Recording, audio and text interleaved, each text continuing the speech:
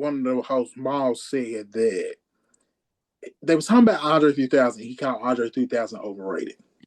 And his reasoning for calling Andre 3000 overrated was, how can you put Andre 3000 in your top 5 or your top 10 or whatever the case may be if he doesn't have no solo projects?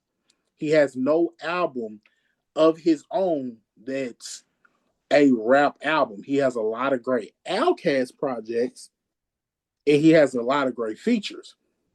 But he doesn't have a solo album that you could point to that says, hey, I'm deserving to be in the top 5. So it was an uproar all over social media.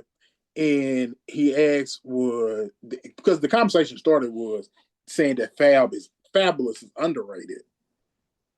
And we started listening to people that was overrated. He mentioned Andre 3000. My question to you is, matter of fact, I'm going to ask you 2 questions. First question, do you think Andre 3000 is overrated? And should he be considered in people's top? He said personal top 5s, not like just your unbiased, who you think the greatest rappers or most impactful rappers are. He's talking about your personal 5. Should you include Andre 3000? And then second, do you think Fab is underrated?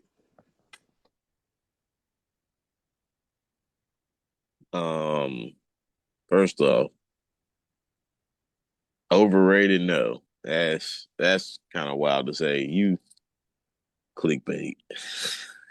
That's what that sounds like. I feel like that's wild to say. The man's overrated. Not in the sense of skill, just in the sense of output.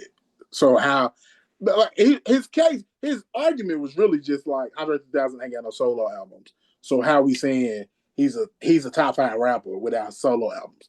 And that's kind of the same thing I always say when people talk about Lauryn Hill, as far as like one of the greatest female rappers. I always go back to, but she only got one album. You can't. I don't think